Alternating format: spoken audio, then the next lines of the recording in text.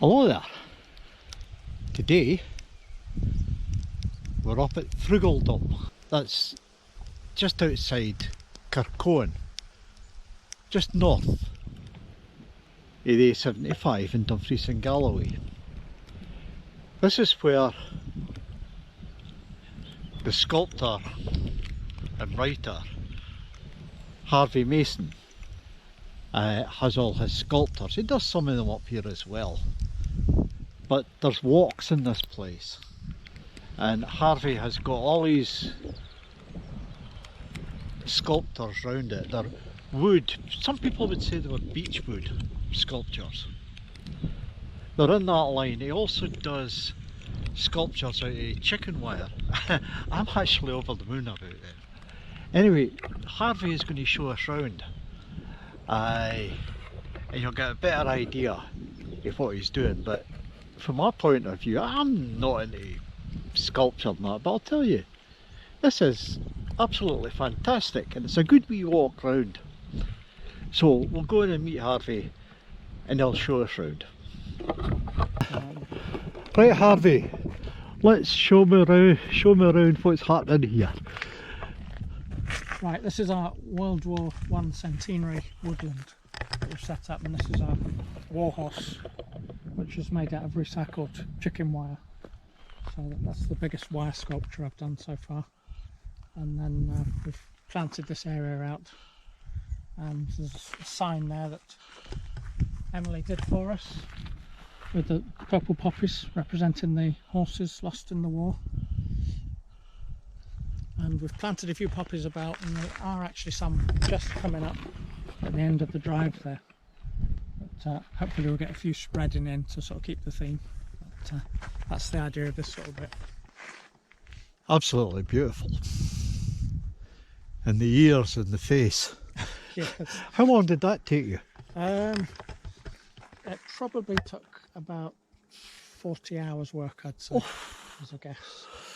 It was actually the first proper wire sculpture I did, because I had this old chicken wire that had been left over, and I made the frame out of wood and then painted that grey and gradually built over and wrapped it round, and then it all needs beaten into shape, which is how you get the eyes and things and features. It's beautiful. So it's a lot of work. Let's see what we've got down here. How about these characters? Right, this is a mare and foal, which were among the first ones to come. I think these are about the third and fourth sculptures that I brought over here. So they're well weathered into the countryside now, and probably in need of a bit of repair. Oh, they're still looking well. Yeah. How long have they been there? They've probably been there 5 or 6 years now. So most sculptures, every year if you give them a little coat of preservative or whatever, a bit like you would a garden shed, just to keep them in shape, they'll last a good few years. But as I say, these are in need of a bit of repair soon. So. Now this is wire again. Yes, this is one of our little gardens that we've got leading off the driveway. Here's our unicorn, leaping unicorn. It's a smaller sculpture. This is the ones that I really liked. I'm not really into sculpture, but that is beautiful. You cannot deny it. It's so action, and that person holding on to the back and the hair coming out. I thought it was a horse. I didn't notice it was a unicorn. Oh, yeah, such a touch. And then we've got the boxing hares in here. Oh yeah. Now that is something else. I had a bit of art wire left, so I used that to sort of highlight around the eyes and ears and that just kind of shows up in evening and that's quite bright. I'll have to come back along tonight and have a look at that. It's absolutely beautiful. And then just round here there's the wooden owl. Now, I came along earlier and I didn't realise he was there until I came right up against him.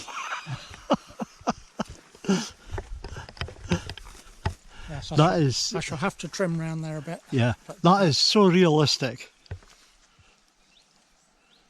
absolutely realistic. That was actually the only tree stump of a suitable height left that I could put a sculpture on. It's worked out well. Right, this one's modelled on Willow, who's one of our ponies, and she's got the medicine hat with the black ears and like a cap across the top of her head there.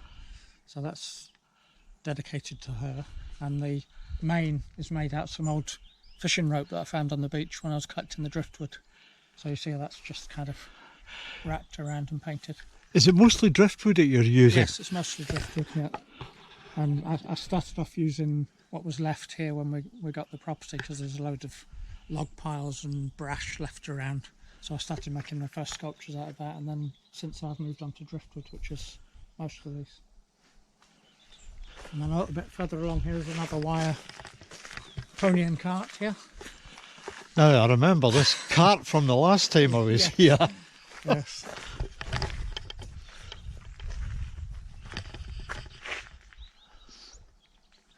Again, wire.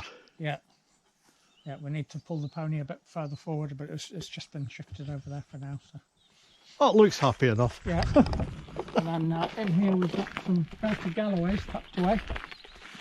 Oh, well, we're in Dumfries and Galloway, so we've got to have some belties. Of course, yeah.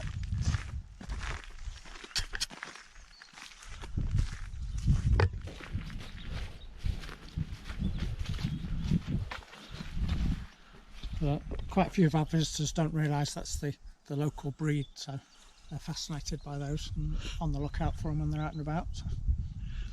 And there's not so many as there used to be in the place. No. And then we've got another little garden in here.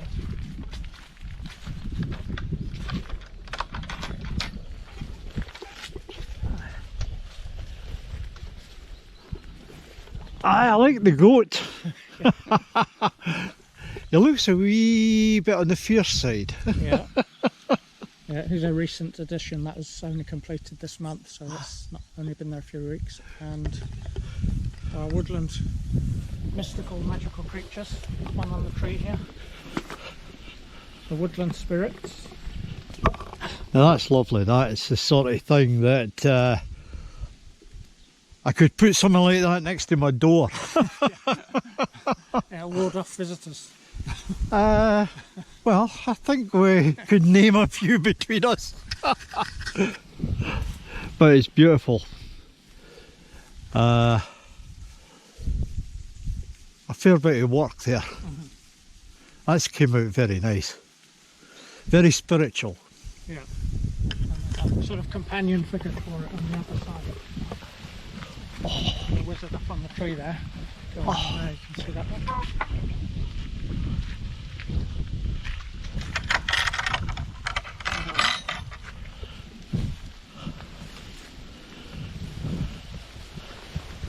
Oh well, you got a couple guarding your gate. That's it, one each side, yeah.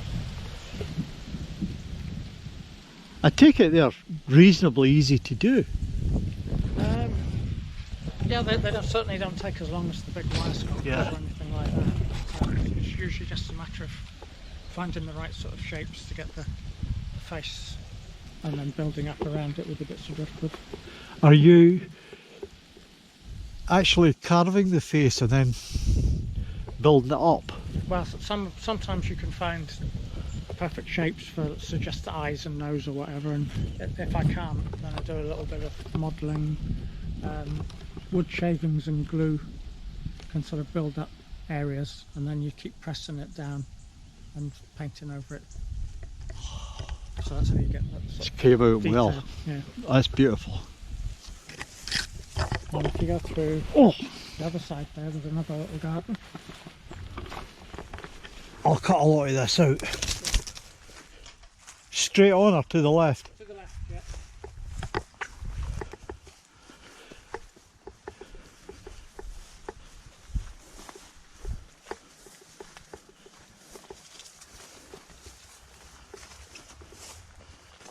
And first off, oh god.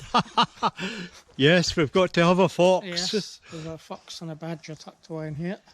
Oh, and here's a badger in the corner. Yeah, they've been here a few years now, so the fox has recently been revamped, given a fresh coat to brighten him up a bit. And then round the other side, this one's modelled on Ginger, our oldest pony resident. Ginger's coming up on 30. God, So look at this. this is the sculpture of him. He's just kind of got that slightly Arabian look about the head and that. So. He's majestic. And there's a hare which is disappearing down into the nettles a bit here.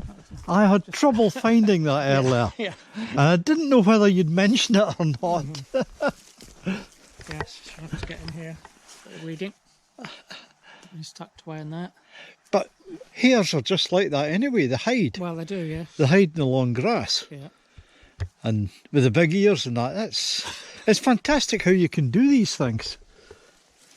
And then round here we've got the mare and foal sculpture,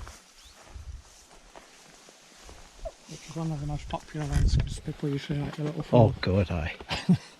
That is absolutely beautiful. And so sort of like what you'd see in the middle of a field. Mm-hmm. And this is the perfect sort of sheltered spot. Yeah. They're tucked away, so. They'd be tucked away. Yeah. Beautiful. Now they've got a giant along here. Yeah. We've got some You notice they've not mentioned the guy hiding there. That's what happens if you hang about too much. We've got some live exhibits there as well. Oh yeah. Honestly, they're live.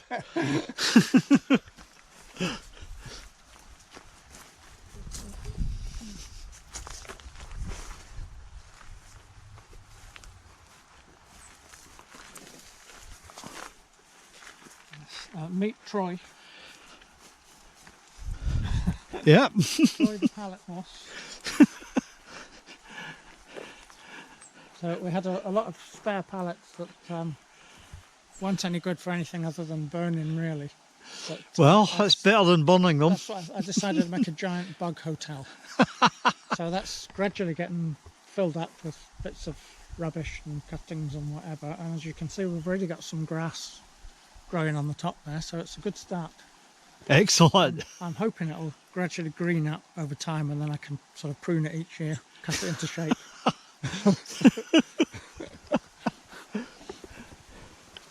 Got a kelpie down here. That's as near as I can get. Yes. Keep an eye on the pond. And the goats.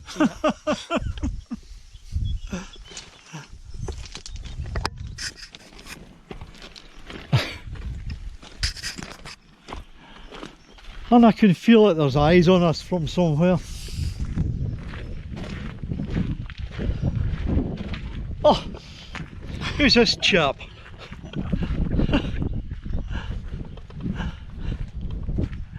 Right, this is our hobbit wizard man, this recent arrival. He's very... He's recycled out of a green man that we had. He's very welcoming. The pieces were reused, And he looks very lifelike. so he's double recycled. He's absolutely fantastic. That is an excellent piece of work. And oh, you even got your own wired dog. Yes.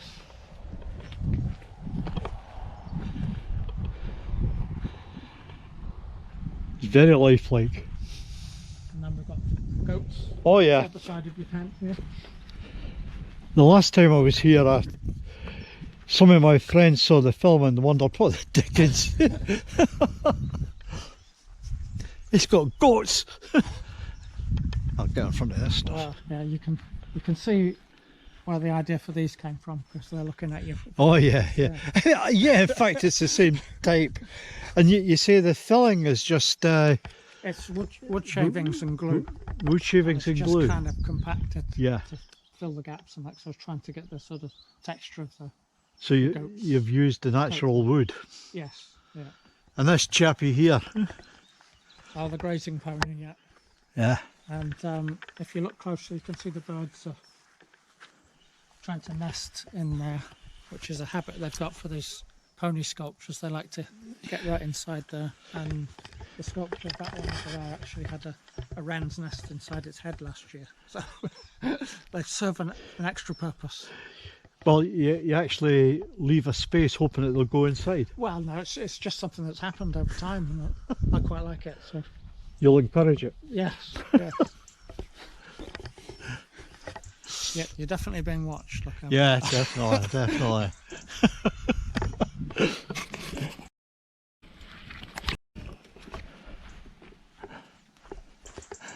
And he looks rather full on.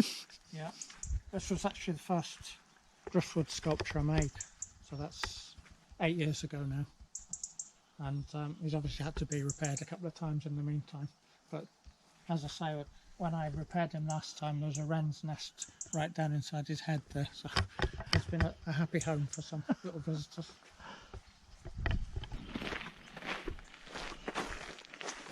I saw this about the place. You're making signage as well. Well, they're kind of wall hangings, so people have them, can keep them indoors if they like. I've had a couple of commissioned for living rooms. Yeah. And the last one I did was nearly 7 foot wide, because there was a full jumping horse they wanted. But obviously, I had a big living room, so. Horsey people. Yes. Yeah. Yeah. And then through here, the wolf has Oh yeah. recently been brought over. You've got to do the wolf. Yes.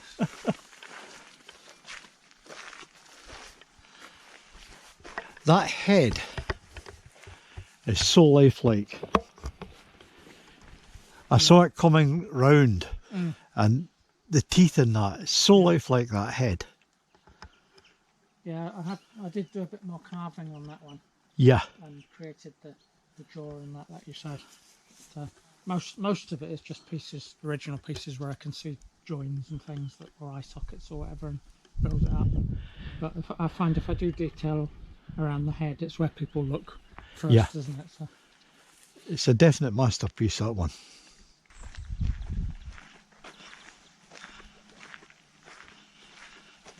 This is the largest sculpture that I've got about the place, and the one on the left I brought that over, I think probably 7 years ago, and it was standing very upright originally as a rearing horse, but over time it's gradually started to lean forward. It's all right. Yeah, so to solve the problem, I decided, rather than risk breaking it completely by trying to lever it back, I'd make another one and make it like a composition. So we've got the two. It's really brilliant.